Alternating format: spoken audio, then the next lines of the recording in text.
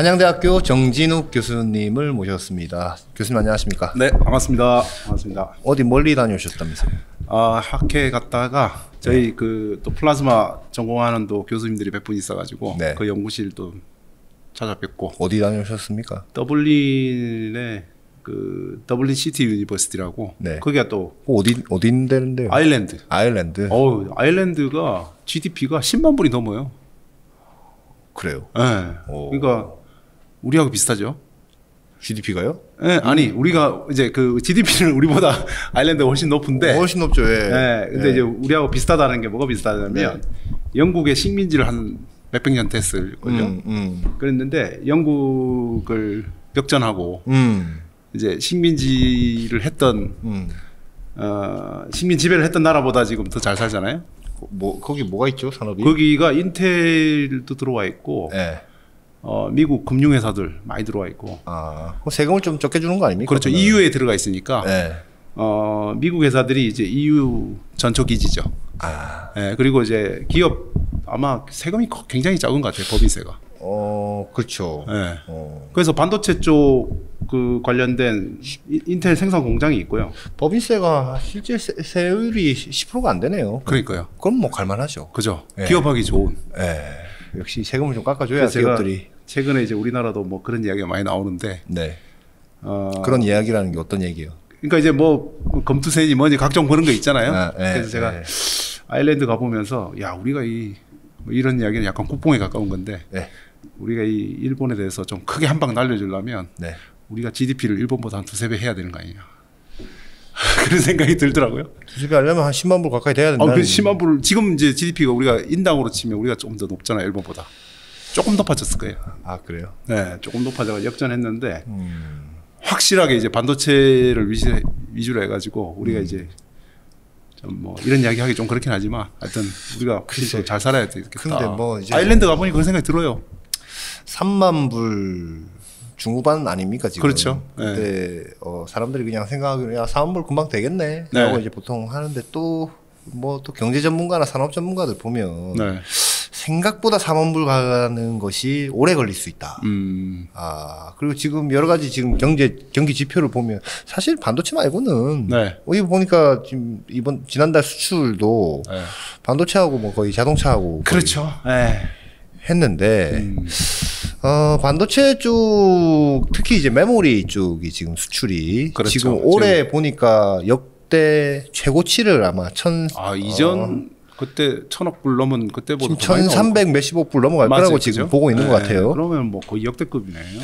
근데 이제 그게 이제 수요는 HBM 이쪽에서 많이 이제 되고 있고 그게 이제 많이 생산이 늘어나니까 이제 기존의 범용 DRAM 쪽도 가격이 오르고 그렇죠. 지금 수율이 나쁘다 그러니까 범용 DRAM으로 나갈 게 지금 못 나오고. 근데 하는데 근데 저는 최근에 어떤 이런 돌아가는 상황을 보면은 이 한국의 이 메모리 강국의 지위를 우리가 언제까지 계속 유지할 수 있을 것인가에 대한 아주 근본적인 고민. 그렇죠. 그게 사실은 이제 이번 정부가 뭐 다음 정부도 계속 그렇게 해야 되겠지만 우리가 잘하는 걸 더 잘하게 만들어주는 그런 거에 도와주는 그런 투자들이 많이 필요할 것 같아요. 지금 국힘이나 더민주에서 이렇게 법안 나온 거 보면 반도체 특별 법안 나온 거 보면 직보조금 줄 수 있게끔 지금 법안은 다 올라와 있는데 지금 이제 그죠. 합의가 잘 안 되겠죠. 진행이 잘 안 되고 일단 만나서 뭐 논의가 안 되고 있으니까 지금 계속 뒤로 밀리는 것 같은데 어쨌든 뭐 그런 법안들 나오는 거 보면 그렇죠.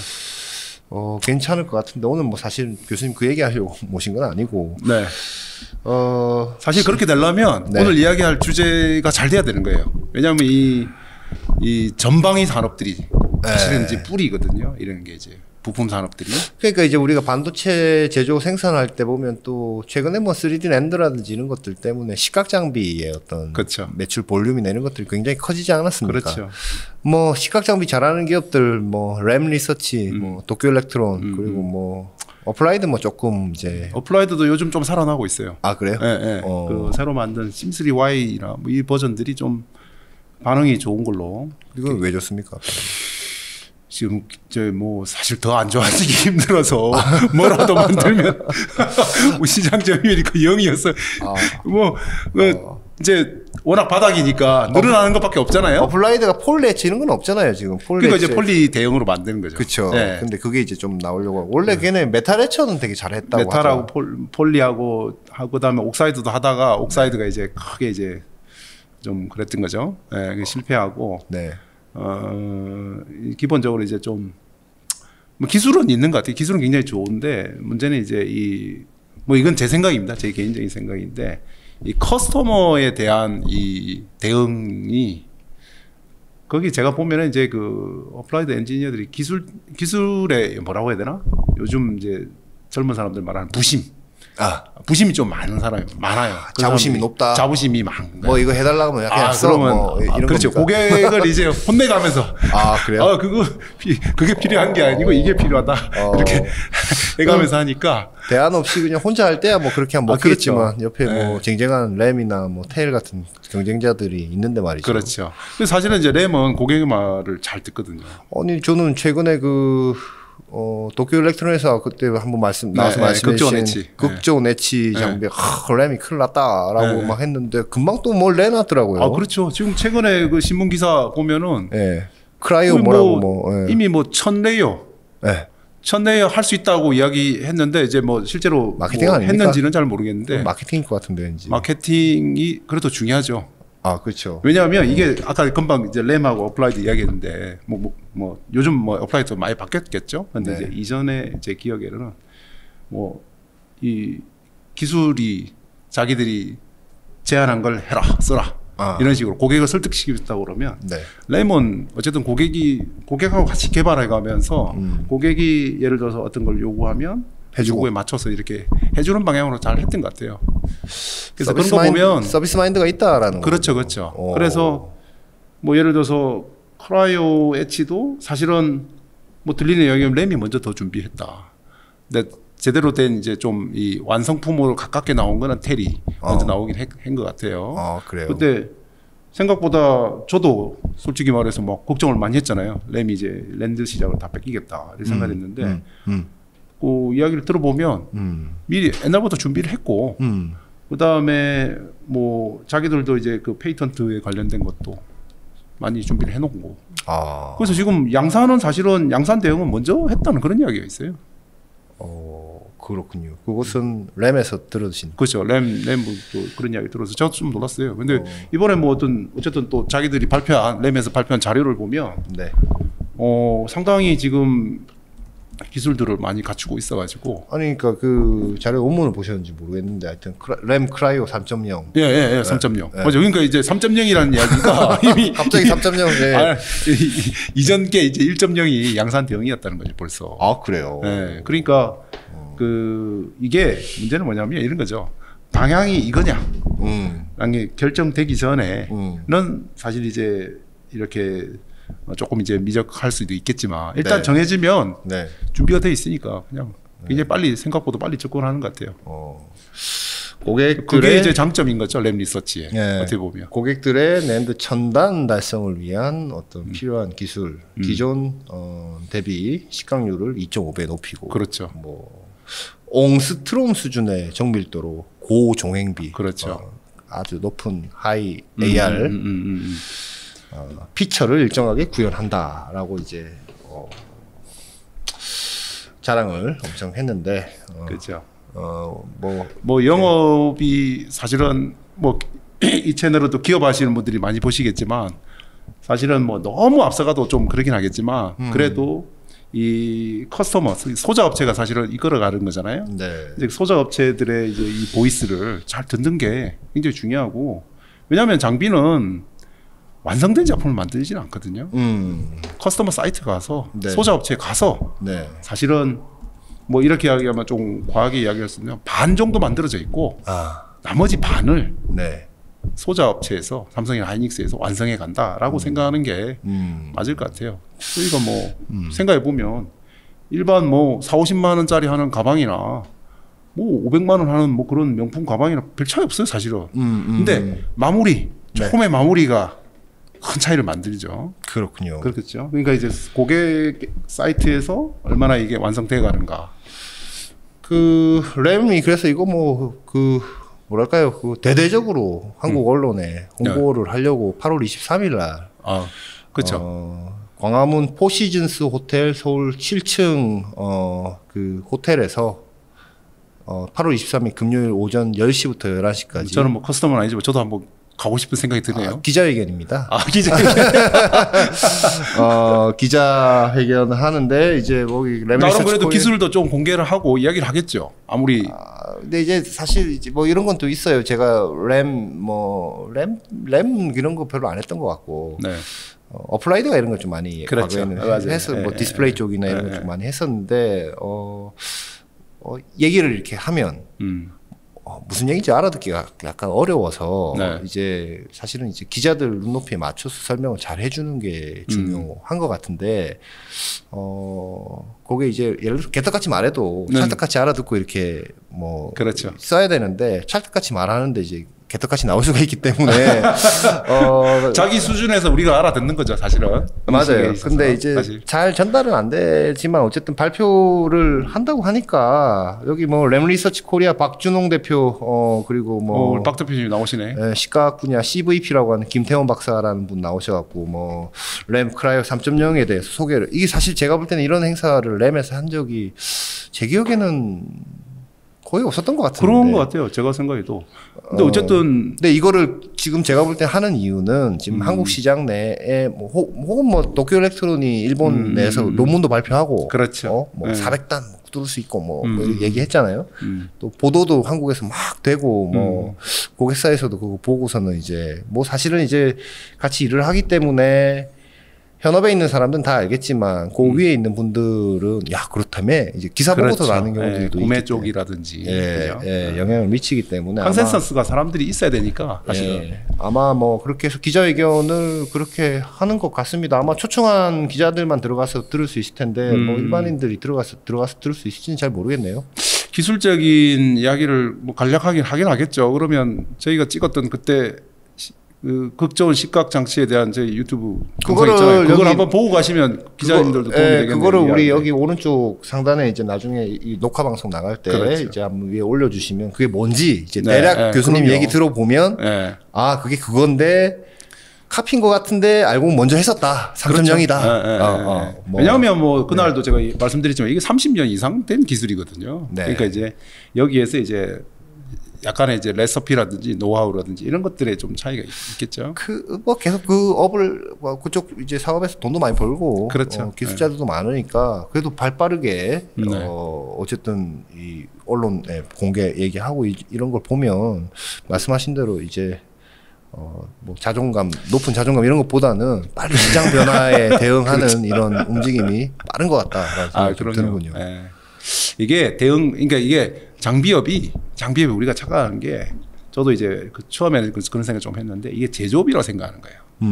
그러니까 우리가 이게 제조업이면 한국이 정말 잘할 수 있잖아요. 근데 장비가 제조업이 아니라는 거예요. 그걸 빨리 이해를 해야 됩니다. 장비는 아니다. 서비스업이에요.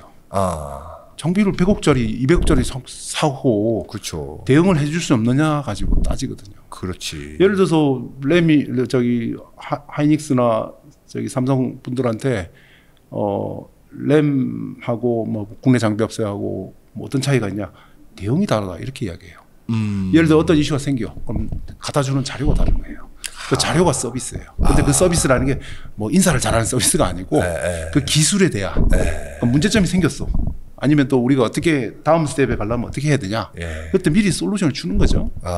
솔루션을 주니까 고객이 좋아하는 거죠. 그러니까 높은 장비가는 사실은 거기에 서비스 차지가 들어가 있다. 그렇겠네요. 높은 인건비가 들어가 있다. 이렇게 생각해야 돼요. 그렇지. 뭐 문제 생겼는데 뭐 바로 대응도 안 되고 이러면 그렇죠. 또 그게 어려우니까. 그래서 뭐 우스갯소리로 그런 이야기 하잖아요. 그 국내 장비 업체의 뭐 소자 업체 분들이 야 너희들은 장비를 알고 만드냐? 알고 만드냐? 모르고 만드는 거 아니냐? 그게 이제 핵심을 찌르는 이야기예요. 물론 뭐 플라즈마 장비 내에서 엣지 장비나 이런 데서 일어나는 일을 다 할 수는 없어요. 사실은 뭐 제가 지난번에 에칭이 진짜 플라즈마 에칭이 어떻게 일어나는지 간략적으로 이야기한 거지 실제로 학문적으로는 어떻게 되는지 잘 몰라요. 아 그래요? 그럼요. 아 나와 보니까 이렇게 되더라. 그렇죠. 이게 어떤 이론적인 어떤 이걸 통해서 나온지에 대한 아직 규명이 제대로 안 돼 그렇죠. 있습니까? 이게 소자업체 엔지니어들이 엣지 엔지니어들이 힘든 게 뭐냐면 네. 7대 공정은 시뮬레이션이 돼요. 네. 모델이 된단 말이에요. 그럼 컴퓨터를 계산하고 특히 EUV 같은 건 다 계산이 돼요. 네. 그럼 거의 그렇게 나와. 네. 근데 엣지는 모델이 잘 안 돼요.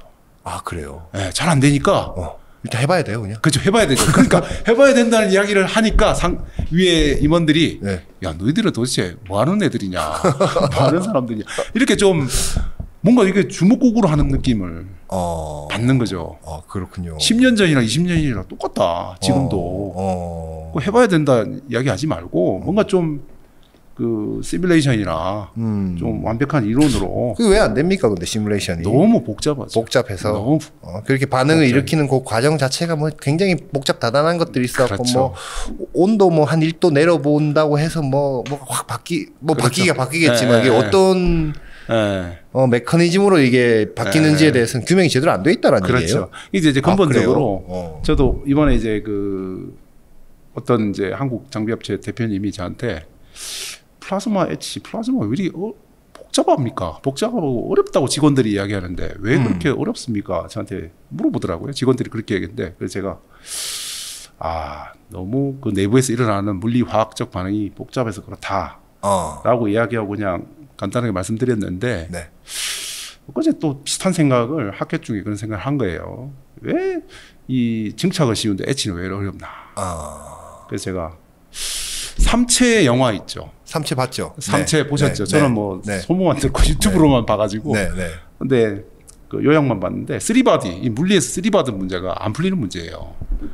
그래서 3바디도 안 풀리는데 그럼 4바디, 5바디가 풀리겠습니까? 그러니까 플라즈마가 아마 여기 뭐 들으시는 분들 고등학교 때 화학을 배웠으면 이 아보가드로 넘버라는 걸 들어봤을 거예요.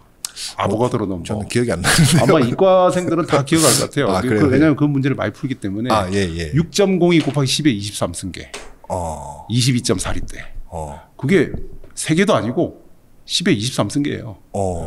그러니까 그 단위에 일어나는 화학 반응인데 특히 이게 패턴을 이렇게 깎아가잖아요.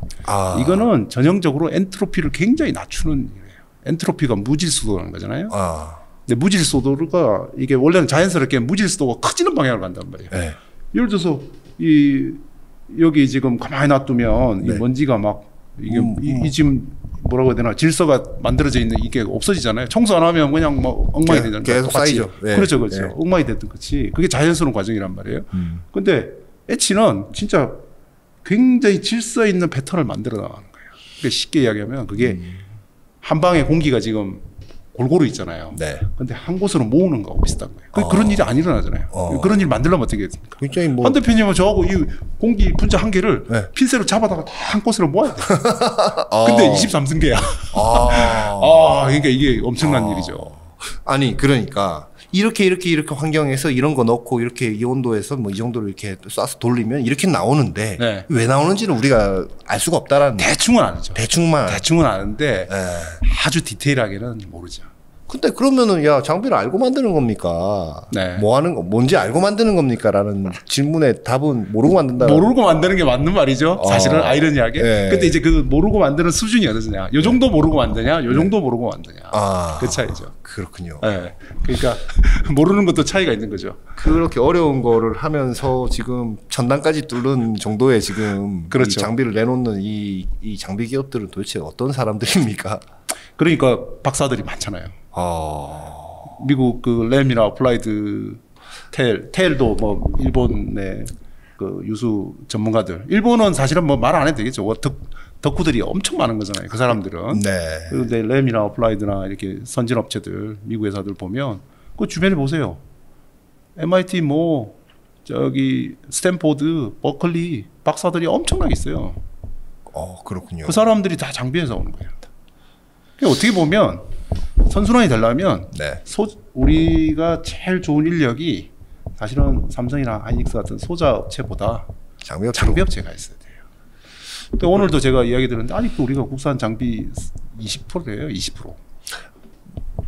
20%. 그거 이제 파이낸셜 뉴스에 나온 저도 보도를 봤는데요. 네. 뭐 거의 제가 볼 때는 한 15년째 비슷한 얘기 계속 나오는 거 같아요. 그렇죠. 20%. 네, 네. 디스플레이는 꽤 높아요. 70%. 그렇죠. 네. 디스플레이는. 근데 반도체는 좀 더 기술 난도가 높아서 그런 그렇죠. 건지. 훨씬 높죠. 훨씬 높고. 기술 난도도 높고 사실은 국산화라는 이 포장이 되어 있지만 단어로 또 이렇게 얘기하면 좀 기분 나빠하시는 뭐 파트 수로 따지냐 비용 저기 가격으로 따지냐에 따라 이제 국산화율이 많이 달라지고 하죠. 네. 근데 어쨌든 지금 보면 기술 자체의 밸류를 사실 이제 이게 그런 거예요. 디스플레이 장비는 지금 밸류를 계속 못 만들잖아요. 더 투자도 없죠. 그렇죠. 반도체 장비는 밸류를 계속 만드니까 엣지 장비 하나가 100억 하다가 지금 300억, 200억, 300억. 뭐 이런 이야기가 나오잖아요 지금. 몇 챔버를 가는 애들. 그러니까 이 밸류를 만들어가는 거에서는 사실은 이제 이 부가치가 많이 생기니까 네. 선진업체들이 계속 가는 거고 뭐 디스플레이 같은 경우는 그게 안 되면 그러니까 이제 결국은 이제 이 인력 싸움인 거죠. 고급 인력. 근데 이제 뭐 아까 국산화 이제 말씀드리다가 이제 했는데 어쨌든 선두기업부를 쫓아갈 수밖에 없잖아요. 초기에는. 그렇죠. 네, 초기에는 쫓아갈 수밖에 없는데 어떤 시점에 이르러서는 없던 거를 만들어야 되거든요. 아까 얘기한 뭐 크라이오 이런 기술도 그렇죠. 뭐 있던 기술을 뭐 했지만 어쨌든 그렇죠. 솔루션을 내놓은 거 아닙니까? 그렇죠. 근데 이제 요거 한번 하려면 말씀하신 대로 이게 뭐 어떻게 규명이 돼서 어떤 메커니즘에 의해서 이렇게 결과가 나오는지에 대해서 뭐 어렴풋이는 알고는 있지만 아주 정확하게 나온 건 없다. 그렇죠. 네. 근데 요거를 국내에 뭐 그래봤자 이제 1등 장비업체 매출 순으로 해봤자 세메스거든요. 그렇죠. 삼성은 자회사이기도 네, 하지만 뭐 2조, 3조 하고 그 그렇죠. 밑으로는 뭐 몇천억 수준 회사들 몇천억이 작은 돈은 아닙니다만 그렇죠. 그거로 이런 걸 한다고 돈을 썼다가 네. 안 되면 그렇죠. 또 회사에 엄청난 또 그렇죠. 엣지 장비가 사실은 상용화 장비업체로 상용화 되려고 하면 제가 볼 때는 지금 뭐 최소 5천억은 써야 될걸요. 그런 면에서 보면 지금 이제 굉장히 리스키하죠. 사명은 바뀌었지만 VM, 네. APTC9 네. 이 회사도 참 대단한 회사. 그렇죠. 네. 지금 뭐 최호영 대표님 네. 뭐이 이제 하고 있지만 대단하게 잘 하고 있는 것 같고. 그렇죠. 세메스도 뭐 어쨌든 거기는 뭐 고객이 있으니까 뭐 사실 그래도 쉽지 않죠. 삼성이라는 고객이 그렇게 쉬운 고객은 아니죠. 아무리 자회사라고 그래도 그게 뭐 삼성이 그렇게 뭐 품질이 안 되는데 수준이 안 되는데 이렇게 막 사줄 수 있는 그런 데는 아니잖아요. 그러니까 삼성이 잘 되는 이유가 보면 그런 또 내부에 그런 기준이 있으니까.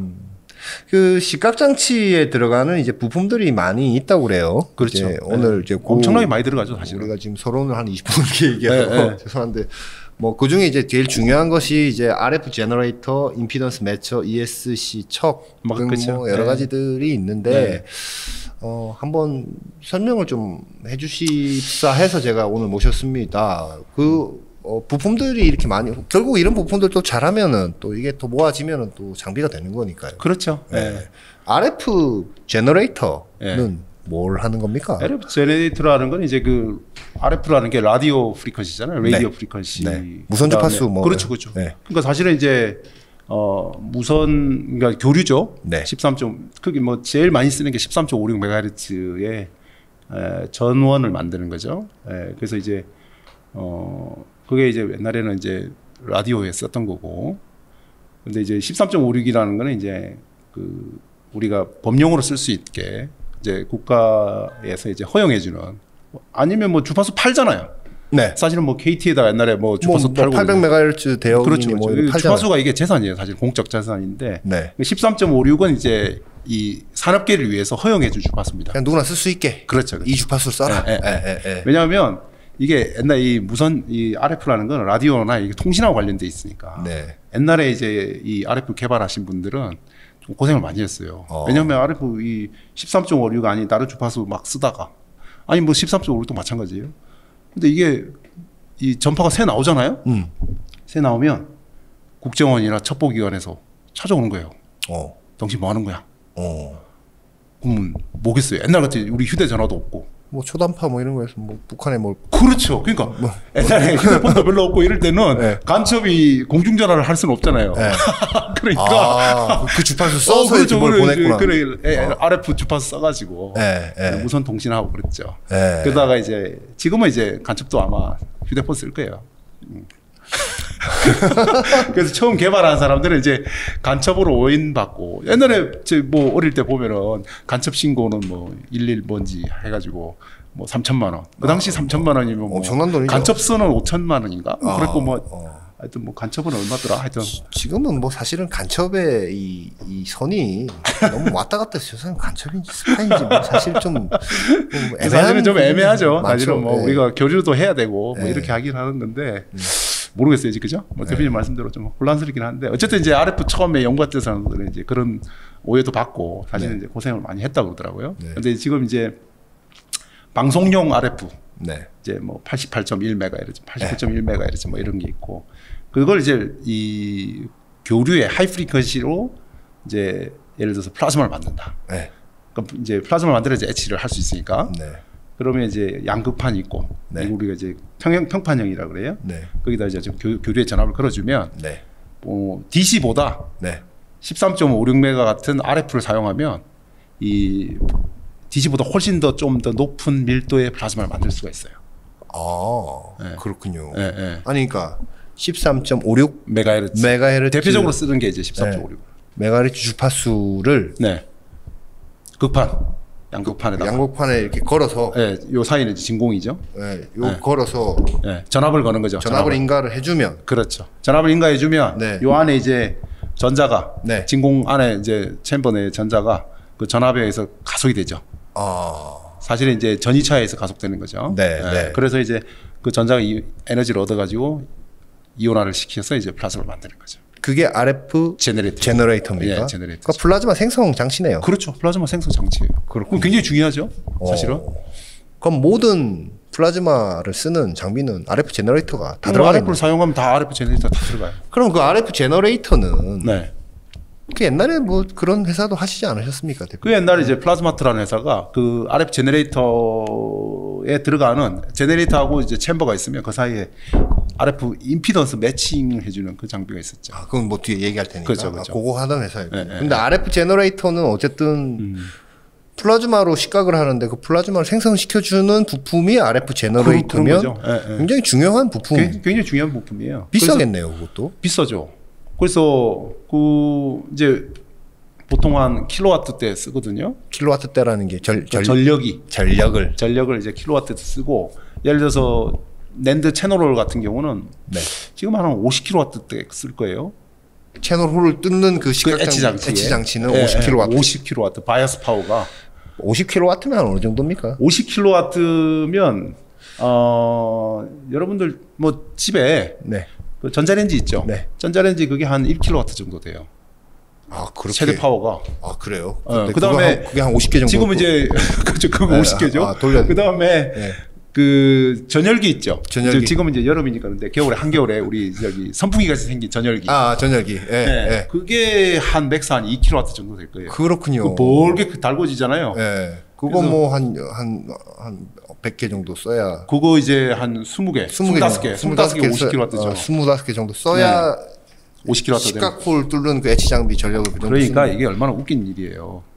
그거를 또 보세요. 여기 웨이퍼가 있는데 웨이퍼에도 50kW의 예를 들어서 우리 플라즈마를 만드는데 사실 대부분이 50kW 여기 웨이퍼를 가열시키는 데 쓰는 거예요. 근데 그거를 이제 플라즈마 있으니까 이제 눈에 느낌이 안 오잖아요. 그러니까 그 아까 이야기한 그 불가마 히터 그 50개를 웨이퍼에 쪼인다고 생각해 보세요. 웨이퍼 어떤 일이 벌어지겠어요? 녹죠. 엄청나게 뜨거워질 거 아니에요. 그죠? 그렇게 플라즈마 다음 뜨겁구나. 엄청 뜨겁죠. 뜨거워지죠. 근데 지금 아까 저도 얘기한 크라이온 그 온도를 낮춘다. 그렇죠. 또 온도를 낮추죠. 낮추는 건데. 그러니까 어떻게 하냐면 윗면은 온도를 엄청 올리고 있는 거고 사실은 밑에는 뭐 가열시키려고 한 게 아니라 플라즈마를 만들면 자연스럽게 온도가 엄청 올라가는 거죠. 이온이 때리고 하니까. 그러니까 이제 수십 킬로와트로 뜨겁게 만들고 있고 밑에는 쿨링을 하고 있는 거예요. 헬륨 백사이드 쿨링을 기본 에처도 그렇게 해요. 기본 에처도? 네, 기본 에처도 그렇게 쿨링하고 있어요. 왜냐하면 에처는 웨이퍼 온도가 헐 올라버리면 엣지 선택비가 안 나오는 거예요. PR이 다 엣지 돼버려요. PR도 다 녹아버려요. 온도 올라가면 엣지 선택비가 안 나오고. 그렇군요. 그러니까 뭐 이상한 일을 하고. 근데 그럼 RF 제너레이터는 누가 만듭니까? 지금은 뭐 선진 업체들이 주로 이제 MKS가 MKS가 MKS 세멘스 쪽은 아마 MKS 많이 쓰는 것 같고 어드밴스드 에너지. 그것도 더 미국 회사들이에요. A라는 회사도 만들고 MKS도 만들고 있고 그다음에 뭐 슈팅건이 뭐 여러 회사들 뭐 독일 쪽 계열 그건 독일 계열이요. 슈팅건. 그다음에 일본 회사들도 있고. 일본에 혹시 아는 이름? 아도텍 뭐 이런 회사 옛날 뭐 요즘 제가 잘 모르겠어요. 아도텍 뭐 이런 회사들도 있고. 한국에는 없습니까? 한국에서 있죠. 어디입니까? 한국은 지금 뭐 뉴파워 플라즈마. 뉴파워 플라즈마가 RF 제너레이터를 하는군요. 제너레이터 만들고 있죠. 만든 것도 있고 디스플레이는 대용량으로는 되게 잘하고. 그렇군요. 그다음에 ASE. ASE하고 ASE는 또 제너레이터 잘 만들고 매체도 잘하고 있는 것 같아요. ASE 거기는 아마 어디 나라? 일본 기술 좀 가져와가지고 그걸 한국 회사입니까? 네, 한국 회사예요. 비상장사인가 보죠? 저는 뉴파워 플라즈마 회사로 알고 상장이 안 돼 있으면 한번. 아니 근데 그러면 RF 제너레이터는 예를 들어 지금 램 리서치 이런 데는 시각 잘하지 않습니까? 그렇죠. 텔도 잘하잖아요. 그렇죠. 그게 그냥 기본으로 들어가는 거예요. 그건 누가 쓰는 그러면 그런 데에 RF 제너레이터가 들어가려면 그렇죠. 뭔가 기술력이 높아야 될 텐데. 그렇죠. 그 RF 제너레이터의 기술력이 높다. 네. 뭐 이런 거는 어떤 뭐 판단 기준을 갖습니까? 일단은 반도체가 이제 극강의 내구성이 좀 필요하죠. 네. 그러니까 무슨 말이냐면 엣치를 딱 했다. 네. 그러면 이제 웨이퍼가 이게 엣치를 한다는 것 자체는 이게 공정이 꽤 많이 진행된 거예요. 그죠? 이미 여러 스텝이 진행되고 이제 엣치를 하는 거니까 이게 만약 엣치를 하다 플라즈마가 꺼져버려. 전원이 예를 들어서 제한성이 없어가지고. 그럼 안 되죠. 그러면 이제 엣치하다 말아버린 거지. 그 웨이퍼 버려야 되잖아요. 그렇죠. 버려야 되는 거죠.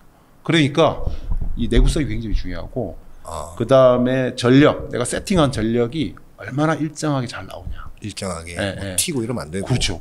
이게 쭉 가다가 싹 올라가 버리면 ER이 올라가 버리고 ER이 내려가 버리고. ER이라고 예전에도 자주 엣치 레이트. 엣치 레이트의 변동이 생기거나 이러면 엣치가 이만큼 됐을 거라고 생각하고 예를 들어 공정 시간을 잡아놨는데 엣치가 안 됐다든지 그런 일이 생길 수가 있는 거죠. 그렇군요.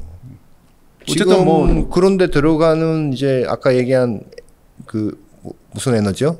램이나 이런 데 다 쓰는 데가 있겠네요. 어드밴스드 에너지. A라고 그러죠. A. 그러면 혹시 뭐 램이나 텔은 주로 어디 걸 쓰는지는 뭐 회사 두 회사를 가지고 그냥 여러 개 나눠서 쓸 MKS랑 MKS나 A나 그렇군요. 주 메이저가 두 회사죠. 두 회사군요.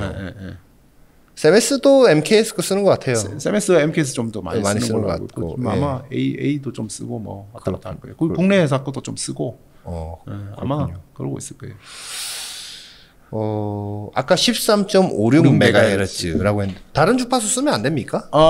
그래서 에처는 사실은 제가 말씀드린 게 13.56을 이야기했는데 13.56MHz 이야기했는데 에처는 뭐 27.12, 13.56MHz의 2배. 그런 것도 쓰고 60메가도 쓰고. 그건 써도 되는 써도 되죠. 우리나라에서 그거 써도 됩니까? 13.56의 배수도 돼요. 2배, 3배, 4배. 그건 다 됩니까? 그렇죠. 그럼 그 주파수 높이면 뭐 어떤 효과가 있습니까? 주파수 높이면 CCP 같은 경우는 이제 이 평평판 같은 경우에는 이 만들어지는 플라즈마 밀도를 더 높일 수 있어요. 더 높일 수가 있어요. 밀도가 높으면 더 좋습니까? ER이 좀 엣치 레이트가 올라간다고 생각하는 거죠. 아연의 개수가 많이 늘어나니까. 그럼 당연히 더 올리겠는데요? 그렇죠. 그럼 올리면 더 비싸집니까? 그렇죠. 이제 뭐 13.56은 범용으로 만드는데 예를 들어 60메가나 뭐 27메가는 그렇게 범용을 안 만드니까 좀 더 비싸죠. 같은 전력에 대해서. 그럼 삼성도 어떤 공정에서는 그냥 13.56 쓰다가 어떤 공정에서는 뭐 60 뭐 이런 쓰는 공정도 있겠네요. 그렇죠. 60메가 뭐 27.12메가 뭐 이렇게 밀도를 높인다. 밀도를 높인다고 이렇게 생각. 그걸 하는데 시간이 더 걸린다거나 뭐 전력을 더 쓴다거나 이렇습니까? 같은 전력으로. 같은 전력이니까 훨씬 더 이익이 있는 거죠. 그럼 무조건 높은 주파수 대역 쓰면은 되는 거예요? 그렇죠. 그러니까 이제 그렇게 쓰면은 좋은데 문제는 세상이 그렇게 간단한 게 아니라가지고. 그렇죠. 일단 돈도 좀 더 들고 문제는 더 주파수를 확 올리면 올려대면 이제 우리가 이 전자파의 주파수를 올리면 이 파장이라는 게 있어요. 이 파동이라는 건 항상 파장이 있잖아요. 주파수가 있고 이 파장이 짧아져요. 이 파장이 짧아짐으로써 생기는 플라즈마의 넌 유니포미티, 그러니까 불균일성이 생기는 거죠. 그렇군요. 그럼 시각이 제대로 안 될 수 있겠네요. 그렇죠. 그러니까 유니폼하게 엣치 하려고 했는데 주파수 올렸더니 유니포미티가 깨지는 거예요. 그러면 또 거기에 맞춰야 돼요. RF 제너레이터를 만드는 회사도 뭐 제품 라인업별로 주파수 여러 개 있죠. 다 있겠네요. 그렇군요.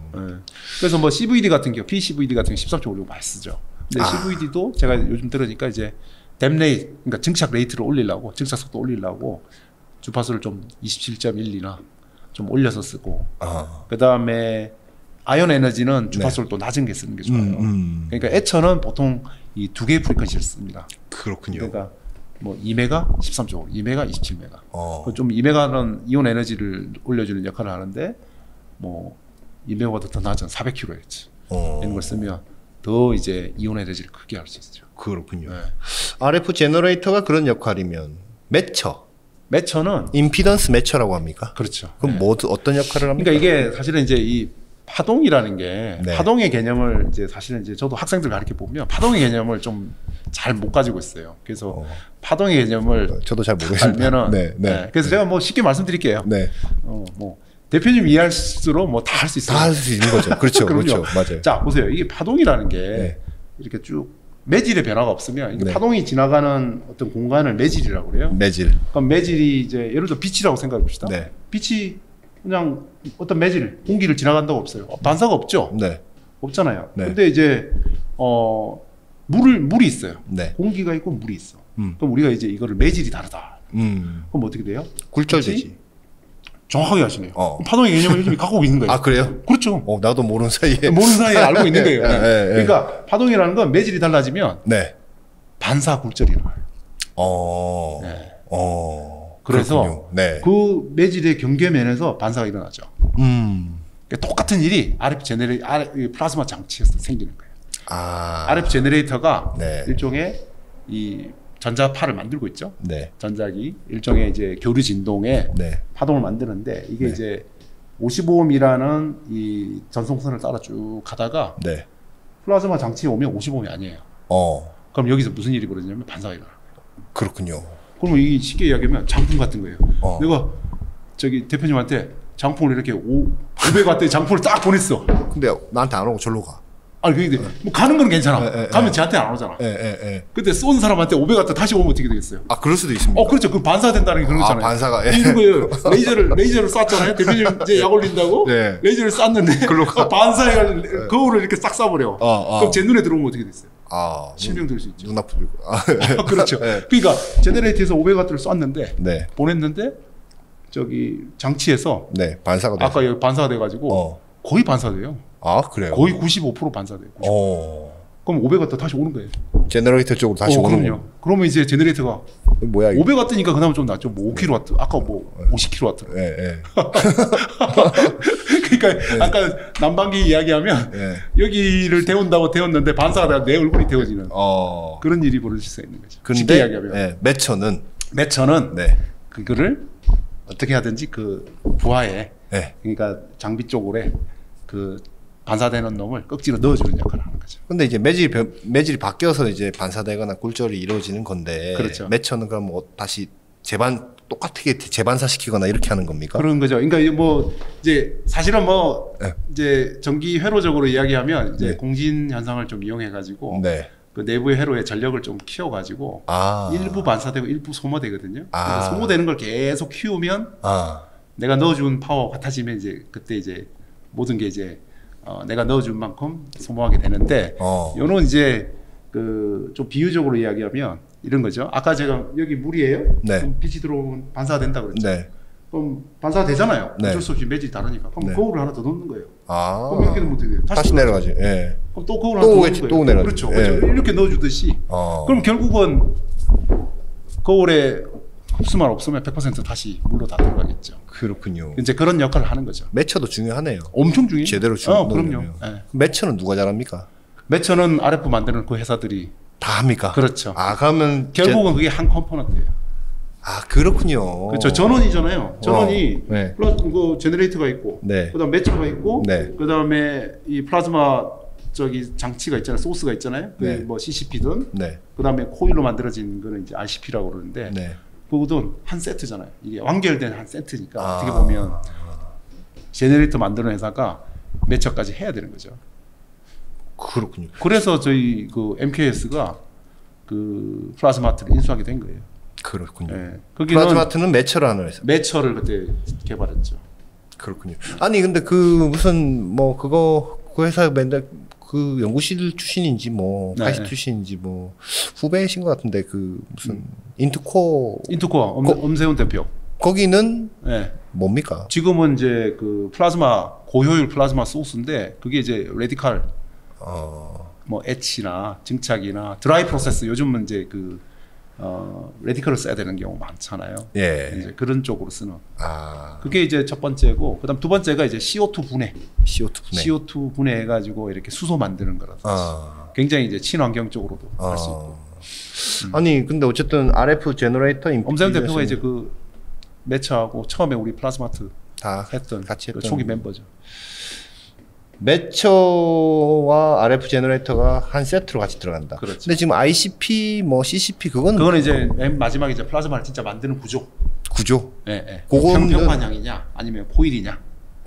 그것도 차이가 있습니까? 그 차이가 많이 있죠. 그것도 뭐 부품을 따로 공급하는 거야? 아니면 지금 제너레이터나 매처 공급할 때 앞에 같이 붙여서 이렇게 하는 거예요? 보통 이제 그 맨 마지막에 이제 전극이나 안테나 같은 경우는 거의 장비사에서 지금 그냥 장비사에 왜냐하면 노하우 많이 들어가거든요. 아 필요에 따라서 이제 본인들이 왜냐하면 이제 아까 이야기한 매처 제너레이터 쓰면 사실은 특화된 게 하나도 없잖아요. 그죠? 뭐 남의 거 받았는데. 그렇죠. 그리고 이게 플라즈마 소스는 이제 유니포미티도 만들어야 되고 뭐 이런 거 컨트롤도 해야 되니까 거기에 맞는 노하우들이 좀 들어가죠, 장비사들이. 핵심 부품이네요. 그렇죠. 제너레이터하고 매처는 핵심 부품이에요. 이거 하는 회사들도 연간 매출이 뭐 조 단위로 이렇게 나오는 것 같아요. 조 단위는 아마 아닙니까? MKS가 뭐 여러 가지 다 해가지고 아마 한 3조 정도 되는 것 같아요. 근데 물론 뭐 백균 게이지도 있고 하니까. 근데 제너레이터하고 매처 가지고는 제 생각에 한 A나 MKS 한 몇천억대 한 5천억대 되지 않을까요? 다 한국의 전체 시장은 한 조 단위 될 것 같아요. 한국에서 이걸 잘하는 회사는 이제 ASE, MPP, 유파워 플라즈마 상장 회사 중엔 유파워 플라즈마가 있는데 유파워 플라즈마도 유파워 플라즈마는 이제 디스플레이 쪽 전원 장치.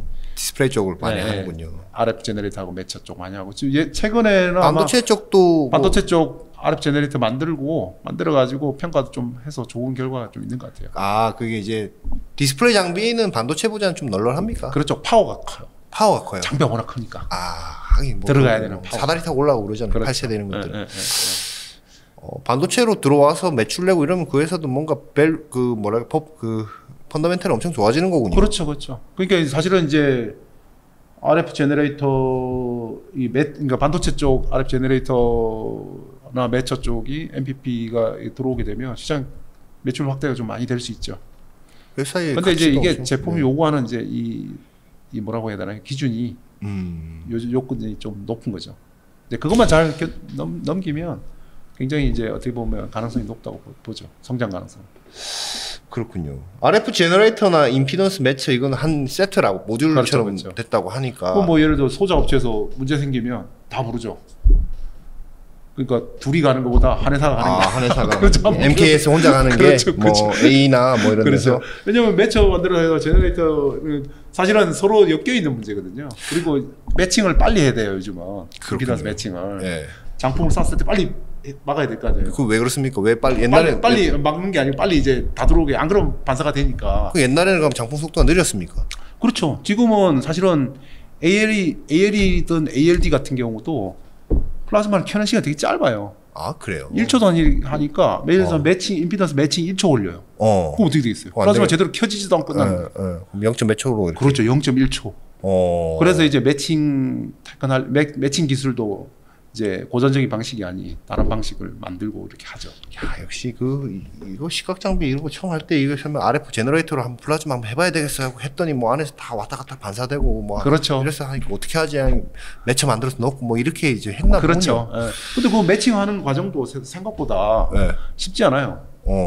그래서 저희 학생들은 손으로 해요. 아 그거로요? 네, 저희 이제 매칭하는 과정 그게 다 배우는 과정이니까 사실은 이제 자동도 있고 수동도 있는데 이게 자동을 쓰면 문제가 뭐냐면 뭐 쉽게 잘 되죠. 근데 문제는 자동이 안 될 때 아무도 못 해요. 아 그래서 수동을 할 줄 알아야 되는 수동을 할 줄 알면 개념이 있는 거죠. 아 그럼 뭐 자동이 안 돼 이러면은 그렇죠. 제가 손으로 돌리면 된다. 그렇죠. 어떤 방향으로 하면 된다라는 거죠. 이 RF 제너레이터 임피던스 매처도 그 중간에 고장 나면 요것만 갈아 끼울 수도 있겠네요. 그걸 갈아 끼우면 되는 거죠. 바로. ESC 척은 어떤 역할입니까? 척은 웨이퍼를 잡아주는 역할. 그리고 쿨링을 해주고. 쿨링을 해준다. 뒤에 냉각시켜주는 거죠. 아까 말씀드린 이 플라즈마를 키면 예를 들어서 1kW다. 그럼 1kW 전열기가 웨이퍼를 데우는 거거든요. 그러니까 이제 웨이퍼가 뜨거워지면 PR이 뭐 다 녹아버리니까. 포토리지스트가 녹아버리니까. 포토리지스트가 견뎌줘야 되잖아요. 그럼 밑에가 etch되고. 그러니까 이제 쿨링을 해야죠. 밑에는. 그래서 이제 웨이퍼를 잡아줘야 되고. 그거 어떻게 생겼습니까? 웨이퍼 모양처럼 생겼습니까? 웨이퍼 모양인데 좀 복잡해요. ESC가 하나 굉장히 ESC가 사실은 제가 이제 플라즈마 하는 입장에서는 저는 전기공학과니까 고전압 대전류를 사용하는 이제 RF 제너레이터나 매처가 중요하다고 이야기하고 싶은데 근데 내용으로 그 공정을 하는 사람 입장에서 보면 뭐 매처는 잘 켜지고 매처하고 제너레이터 잘 켜지기만 해도 그건 잘 되니까 실제로 제일 어려운 거는 제일 중요하기도 하고 어려운 거는 공정을 결정하는 거는 ESC라고 보거든요. 그렇군요. 웨이퍼를 잡고 있으니까. 걔가 움직여요? 안 움직이죠. 딱 잡아주죠. 어떻게 아니 그러니까 뭐 어떻게 생겼다. 그 웨이퍼 그러니까 웨이퍼 동그랗게 올라가면 옆에서 뭐 이렇게 잡아서 이렇게 잡아주는. 그렇게 메카니컬하게 옛날에 잡기도 했는데 지금은 전기적으로 잡는 거예요. 정전기로. 정전기를 발생을 시키나 보죠? 그렇죠. 전압을 딱 걸어주죠. 걸어주죠. 주면 얘가 딱 붙어 있습니까? 그렇군요. 그러다가 이제 전압을 딱 꺼버리면 딱 떨어지는 거죠. 두 가지 방식이 있는데 그 진공으로 하듯이 이렇게 막 이렇게 잡아주는 것도 있던데. 그러니까 이제 그거는 이제 패킹 쪽에 진공척이라고 그러죠. 백김척인데 그 반도체에서는 잘 안 쓰죠. 백김척을. 그렇군요. 백김척은 하긴 그거 안에 또 전압으로 잡아주는군요. 근데 그게 왜 중요합니까? 잘 안 잡힙니까? 잘 안 잡히죠. 잘 안 잡혀요? 그렇죠. 이게 꽉 잡아줘야 되고 그 다음에 이제 뒤에 붙여가지고 쿨링을 해줘야 되니까. 쿨링도 아마 진공척은 쿨링 문제가 좀 있을 거예요. 전압을 걸어서 잡고 밑에 뭔가 하여튼 헬륨 같은. 그러니까 이제 뭐 제가 자료가 있으면 그림을 좀 보여드릴 텐데. 뭐 중간에 필요한 거 있으면 ESC 이제 이 틈이 있어요. 이렇게 있어서 엠보스라고 그래가지고 좀 돌출된 것도 있고. 그 위에 딱 올리면 플라즈마 이제 이 두 가지 타입이 있어요. 그 싱글 타입이 있고 바이폴라 타입이 있어요. 그러니까 싱글 타입은 플라즈마가 켜지면 플라즈마가 이 웨이퍼를 약간 음으로 대전시켜요. 그럼 웨이퍼가 음전화가 생기거든요. 그러면 이제 여기 반대쪽에 플러스 전압을 딱 걸어주면 플러스 마이너스 전기력이 있으니까 붙죠. 굉장히 세게 붙어요. 그래요? 손으로 해도 안 떨어지면? 거의 안 떨어지죠. 그래요? 그걸 꽉 잡아요. 신기하죠? 신기하네요. 그리고 딱 붙어 있고 그다음에 그 안쪽에 홈으로 이제 헬륨을 흘려주죠. 그래서 온도를 낮춘다. 그렇죠. 헬륨이 원자가 제일 수소보다는 조금 크지만 그래도 굉장히 작은 원자 중에 하나잖아요. 그래서 열 전도가 굉장히 잘 돼요. 그래서 열이 잘 빠져나가는군요. 이렇게 하면 위에서 받은 열을 밑으로 다 빼는구나. 그렇죠. 그래야지 이제 그 온도를 냉각을 쉽게 시킬 수가 있죠. 그렇군요. 그렇죠. 이게 굉장히 어려운 기술이에요. 근데 ESC가 아마 그거 잘하는 기업들은 어디가 잘해요? 일본 회사들이에요. 다 일본 회사들이죠. 거의. 한국에서는 코미코 세라믹스, 그다음에 파웰, 뭐 이런 회사들이 파웰이 맞을 거예요. 그런 업체들이 있는데 그런 업체들이 뭐 생각보다 잘하고 있는 것 같아요. 그래요? 근데 아마 하이엔드는 아마 일본 회사들이 그것도 잘 잡아주는 게 역할이다. 잘 잡아주고 아까 말씀드린 50kW 대전력을 사용하면 엄청난 열을 견뎌야 되잖아요. 척이. 그 알루미늄 바디 위에다가 그 다음에 세라믹 코팅을 하는데 그게 되게 얇아요. 그 부분이. 그건 기계적으로 뭘 잘 만들어야 되는 거예요. 그렇죠. 기계적으로, 재료적으로. 그리고 온도 차가 많잖아요. 그죠? 그러니까 그걸 잘 견뎌야 되고 열 전도를 잘 시켜야 되고. 그렇군요. 시각 장비는 실제로 라인에 들어가서 당연히 보셨겠죠. 그럼요. 챔버가 몇 개씩 있습니까? 포챔버도 있고 뭐 여러 가지로 있어요. 요즘 아마 이렇게 일련 형태로 들어가는 것 같아요. 옛날에는 이제 클러스터 형태로 지금까지는 했는데. 그 챔버 뚜껑도 열립니까? 리드 열리죠. 이렇게 열리죠. 그게 청소할 때만 열죠. 옛날에는 진짜 매뉴얼로 많이 닦았죠. 그 안에 좀 가스 엣지 부산물들 그렇죠. 묻어 있는 것들 그거 되게 위험한 물질 아니에요? 그렇죠. 그게 이제 이전에 이제 우리 그 뭐 백혈병 뭐 이야기도 있고 뭐 그랬는데 에치는 사실 그렇게 많지는 않고 증착하고 다른 이제 그 도핑이라든지 이런 쪽이 그런 게 좀 많고 에치는 뭐 해봤자 실리콘의 불소산화 화합물들이잖아요. 그거 뭐 근데 그거 청소는 어떻게 해요? 그거를 하는 방법이 두 가지가 있어요. 그냥 닦는 거 있죠? 깨끗하겠죠, 사실 손으로 닦으면. 근데 이제 말씀하신 같이 좀 위험할 수도 있다. 좀 그렇죠. 이제 그런 걱정이 있는 거죠. 근데 그것도 플라즈마를 할 수 있어요. 아, 씻어내는 걸로요? 네, 씻어내는 것도. 그래요? 그럼 웨이퍼 빠져나온 상태에서 한번 청소하면. 그렇죠. 그게 이제 드라이 클리닝이라고 해가지고. 그래서 지금 에치에 아까 뭐 그런 이야기 한지 모르겠는데 반복 재현성이 중요하단 말이에요. 그래서 옛날에는 사실은 웨이퍼 한 바늘 넣고 에치하고 난 다음에 한 10장, 20장 뭐 이렇게 하고 클리닝 한번 했어요. 진짜 옛날에는 아예 그냥 진짜 계속 돌리고 우리가 그 프리벤티브 메인터넌스라고 해서 PM 할 때까지 아무도 안 청소 안 해요. 그렇게 계속 썼다가 요즘은 뭐 매 한 장마다 청소해요. 아, 그래요? 네, 드라이 클리닝을 해요. 아, 그 안에서 그냥 해버리는군요. 그렇죠. 그럼 뭐 뚜껑 열거나 사람이 갈 필요는 없겠네요. 그렇죠. 근데 이제 그게 이제 한 최근에 램에서는 아예 그냥 몇 년 동안 1년 동안 PM 안 할 수 있는. PM 안 해도 된다. 로봇이 진짜 가는 거예요. 그러면 뭐 또 사람에 대한 그 안전에 대한 이런 뭐 그런 것도 있고. 제일 큰 거는 생산성이에요. 그러니까 그 파츠가 안다고 열어야 되잖아요. 그러니까. 그러면 에치 못 하고 있잖아요. 그 에치 장비는 또 압력이 또 낮아. 압력이 나니까 진공을 잡는 시간도 많이 걸려요. 챔버 한번 열고. 아, 그렇군요. 닫고. 진공 잡는 시간이 진공 잡는 시간에 그 다음에 또 재현성이 나와야 되잖아요. 그러면 이제 더미 몇 번 돌려봐야 되고 공정도 더미 웨이퍼도 넣어가지고 플라즈마도 켜보고 에이징을 또 해야 돼요. 그렇군요. 그러니까 이제 그런 것들이 좀 복잡하죠. 이 부품들 내용도 되게 재밌네요. 그거 말고는 뭐 제너레이터 임피던스 매처 척, ES 척 말고 뭐 또 뭐 소소하게 뭐 좀 얘기할 만한 게 있습니까? 재밌는 거 많죠, 또 우리. 또 뭐 있습니까? 그럼요. 그건 다음번에 한번. 그러니까. 나와서 대표님하고 이야기하니까 너무 재밌어요. 아니, 제가 너무 재밌는데요. 아까 장풍 얘기도 그렇고. 장풍, 잘 이해가 될 수 있게. 제가 아주 유아틱하게 여쭤봐서 죄송합니다만. 아니, 근데 그렇게 학생들한테 가르칠 때도 그렇게 이야기해요. 아, 그래요? 왜냐면 제가 되게 힘들거든. 학생들보다는 좀 잘 알아듣는 것 같지 않습니까? 그럼요. 아, 그런가요? 우리 한 대표님이 알아들으면 우리 학생이 못 알아들으면 우리 학생이 좀 문제가 있는 거야. 아, 그렇죠. 전공까지 했는데. 그렇죠. 그죠? 맞아요. 석사들 아닙니까? 석사에 뭐 그렇죠. 박사들이고. 박사 과정 하는 사람.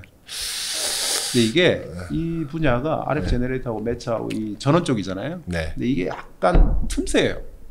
왜 틈새냐면 이 레디오 프리퀀시는 전자 쪽에서 많이 하는 거예요. 전자와 전기를 구분하는 기준이 뭔지 아세요? 뭡니까? 전자하고 전기공학과하고 전자공학과의 구분이 대전력. 전력이 크냐 작냐. 그 다음에 주파수가 고전압이냐 저전압이냐. 높으면 전기고 낮으면 전자가 되는 거죠. 요즘 다 근데 다 전기 전자공학부 이렇게 다. 그렇죠. 사실은 이제 같은 거죠. 같은데 이제 레인지가 좀 달라지는 거예요. 대전력, 고전압, 고전류. 전기 쪽이냐. 그다음에 보통 전자는 또 주파수가 높아요. 그러면 이제 메가헤르츠 이상. 전기는 메가헤르츠 이하.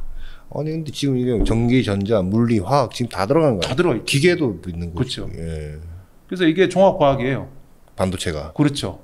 반도체 이 장비 특히 에치나 뭐 증착 장비. 그래서 제가 아까 무슨 말씀드렸죠? 장비는 뭐라고요? 서비스. 지식 기반의 서비스다. 그래서 이 공학의 공학 기술이 발전이 어느 이상 안 되면 할 수 없는 기술이에요. 중국이 지금 아직까지 장비를 많이 온다고 하긴 하지만 뭐 나우라니 뭐 에임신이 그렇죠. 뭐 매출액은 많잖아요. 근데 사실은 이제 우리 초반기에 조립해서 만드는 수준일 거라고. 그래요. 근데 물론 이제 조금씩 올라가겠죠. 그렇지만 이제 우리가 이 수준을 유지하려면 결국은 박사급 인력들이 많이 있어야 된다. 그런 생각이 들어요. 교수님 박사 지금 연구원들 많이 봤습니까? 저희들은 박사과정 한 20명 정도. 교수님 실에 20명이나 있어요? 근데 요즘 유튜브 도움인지 대학원 오겠다고 하는 친구들 되게 많아요. 그래요? 아니 저는 잘 몰라서 물어보는 건데 교수님 내 연구실에 네. 내가 내 밑에 있는 그 연구원들 그 박사과장, 석사과장 많다. 네. 그게 나의 경쟁력입니까? 제가 뭐 이런 이야기하기 좀 그렇긴 한데 그 어떤 날 어떤 분하고 골프를 쳤는데 네. 그분이 계속 뒷땅을 치더라고요. 그래서 네. 제가 앞땅을 칠 수 있게 이렇게 한번 연습해봐라 그랬더니 네. 바로 그 홀에서 버디를 했어요. 그래서 저보고 교수님 진짜 잘 가르치십니다. 제가 그러더라고. 그래서 네. 제가 학생이 좋아서 그렇습니다. 그래서 제가 그랬죠. 그래서 좋은 학생들이 네. 사실은 중요하죠. 아, 제가 뭐 아무리 열심히 잘 이야기할지 뭐 하겠어요. 아니 그러니까 뭐 학생 머릿수가 중요한 게 아니고 학생이 굉장히 중요하죠. 머릿수도 중요하죠. 머릿수도 중요한 공학은 네. 명수도 중요해요. 아니 그래서 제가 여쭤본 그렇죠. 거예요. 몇 명 정도 이렇게 있으시냐? 네. 20명? 박사과정 지금 명수는 안 세봤는데 한 20명 가까이 될 것 같은데요. 그 정도면은 많은 편입니까? 적은 편입니까? 뭐 적지는 않죠. 적지는 않아요. 네. 많은 분들은 한 얼마? 많은 분 모르겠어요. 근데 보통 연구실에 아마 20명 정도 되지 않을까요? 석박사 다 합쳐서. 근데 몇 명 안 되는 교수님들도 있죠. 그거는 뭐 연구실별로 다른데. 네. 뭐 개인 차가 너무 커가지고. 그래요. 사실은 뭐 제가 지방에 있는 뭐 물리학과나 이런 데는 제가 들으니까 교수님들이 한 20명인데 한 해 오는 대학원생이 5명? 교수님이 20명인데 학생이 네. 5명이라고요? 5명. 그 학생들은 잘 배우겠는데요. 잘 배울 수도 있지만 사실은 이제 모수가 어느 정도 안 되면 사실은 뭐 아시겠지만 네. 그 인프라가 잘 돌아가기 어렵죠.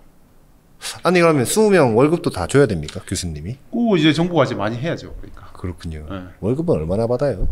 제가 오늘 주제와 상관없는 질문 드려서 죄송한데 이게 이제 아니 그것도 학교 이제 연구과제에 참여율이라는 게 있어요. 네. 그게 아마 지금 박사가 100%가 아마 한 250인가 300 정도 될 거예요. 월에? 예. 100% 내가 100%가. 연구과제에 그것도 사실은 행정 편의적인 거예요. 왜냐하면 박사과정이라는 게 석사잖아요. 네. 이미 석사를 했잖아. 네. 그 기준은 회사로 가면은 석사 기준으로 해줘야지. 그렇죠. 예. 근데 이게 뭐 100% 참여한 걸로 해가지고 250이다. 250인지 300인지 조금 시간 좀 걸렸어요. 근데 삼성 미래기술 과제 같은 경우는 네. 삼성이 참 그런 것도 잘하는 것 같아요. 학생들 인건비 100%를 그걸 500으로 해도 된다고 그러고. 그거는 이제 어떤 요령, 되게 융통성 있게. 그래서 융통성 있게. 삼성 미래기술 과제 하는 걸 학생들 되게 좋아해요. 그렇군요. 그러니까 정보 과제는 되게 좀 융통성이 없잖아요. 네. 그리고 학생도 삼체공을 하더라고. 그게 뭐예요? 학생도 과제수 제한을 해요. 그래요? 네, 그러니까 그걸 왜 하는지 잘 모르겠어요. 2개 이상 원한다, 뭐 3개 이상 원한다 이런 겁니까? 네. 그러니까 5개겠죠. 뭐 그런 식으로 된 것 같아요. 그러니까 그런 것도 좀 어떻게 보면 굳이 그렇게 제한할 필요가 있는가.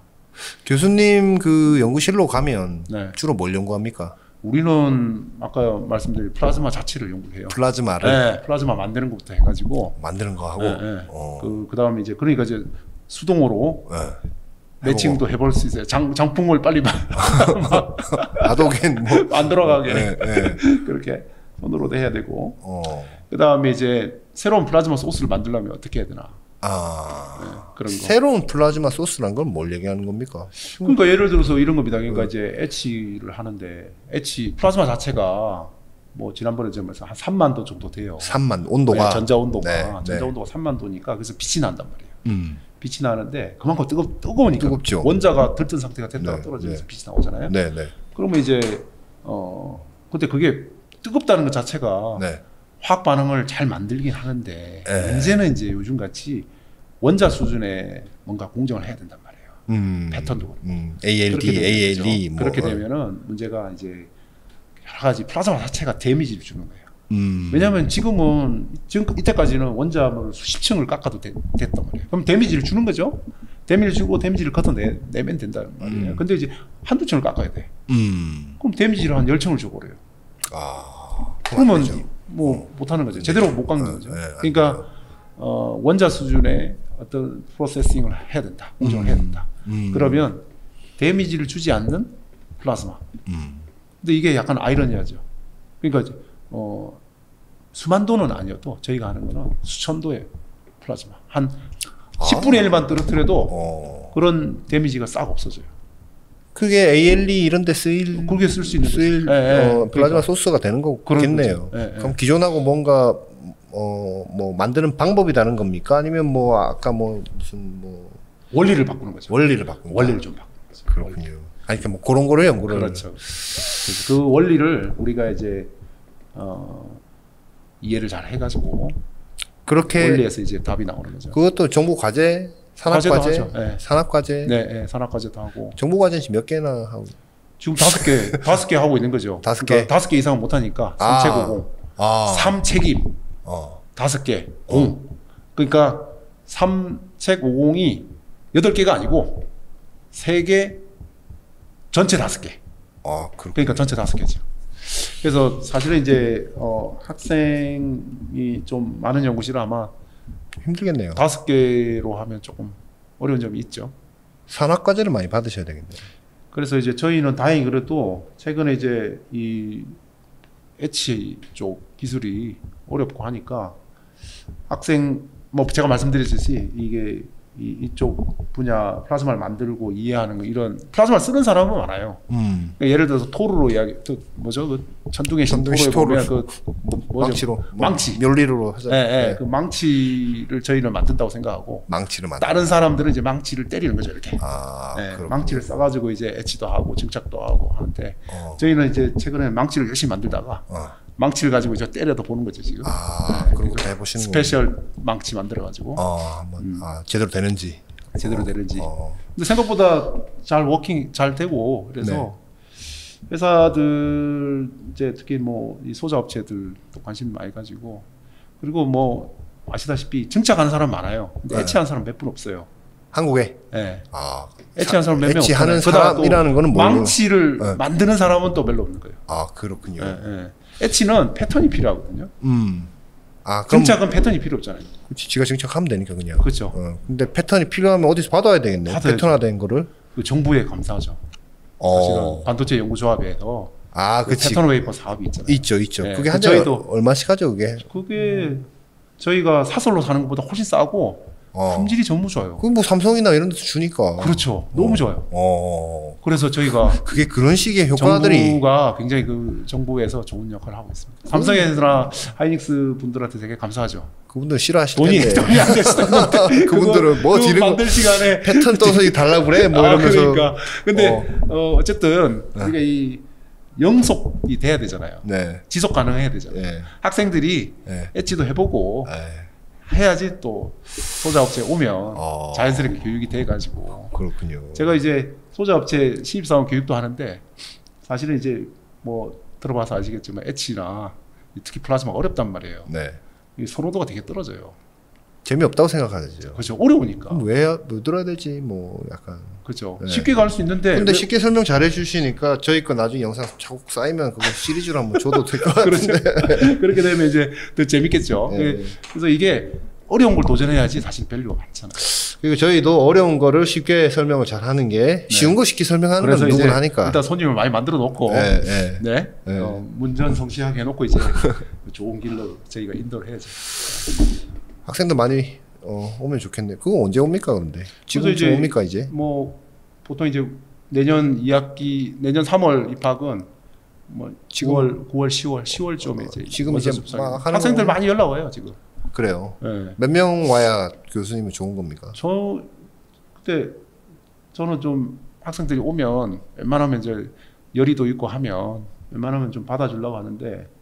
요즘은 너무 많이 와가지고. 많이 옵니까? 네, 많이 와가지고. 좋은 거 아닙니까? 자리가 없어가지고. 자리가 없어요? 자리가 없어서 이제 걱정인데 제가 저희 학생들이 자리도 없는데 왜 받느냐 이렇게 하는 학생들도 있는데.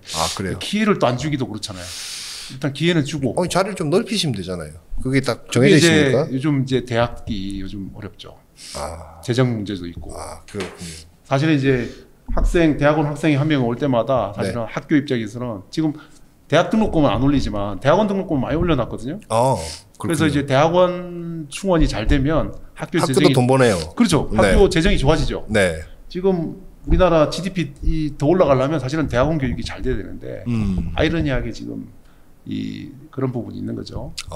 그래서 사실은 대학 재정에 이 대학원 학생 수가 도움이 되는데 또 오지 마라고 하기도 그렇고 그래서 제가 학교에다가 좀 부탁을 하고 있는데 그렇게 쉽지는 않더라고요. 공간, 학생들 있는 공간.